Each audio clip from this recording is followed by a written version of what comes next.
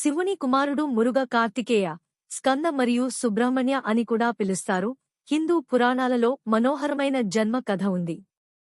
పురాణాల ప్రకారం అతను శివుని మూడవ కన్ను నుండి వెలువడిన 6 నిప్పుల నుండి జన్మించాడు. ఈ నిప్పురవ్వలను గాలి దేవుడు వాయు మరియు అగ్ని దేవుడు గంగా నదికి తీసుకువెళ్లారు. అది వాటిని శరవణ పొయిగే అనే సరస్సులో నిక్షిప్తం చేసింది. ఇక్కడ 6 దివ్య శిశువులు తామర పువ్వులపై ఉద్భవించాయి, ప్రతి ఒక్కటి దైవిక కాంతి యొక్క స్వంత ప్రకాశంతో. వారు 6 కృత్తికలు, ప్లియేడ్స్ రాశిలోని నక్షత్రాలచే చూసుకున్నారు. అందుకే అతన్ని కార్తికేయ అని కూడా పిలుస్తారు. అతని తల్లి పార్వతీదేవి వచ్చినప్పుడు ఆమె 6 శిశువులను ఒకేసారి కౌగిలించుకుంది మరియు వారు 6 తలలు మరియు 12 చేతులతో ఒకే బిడ్డగా కలిసిపోయారు.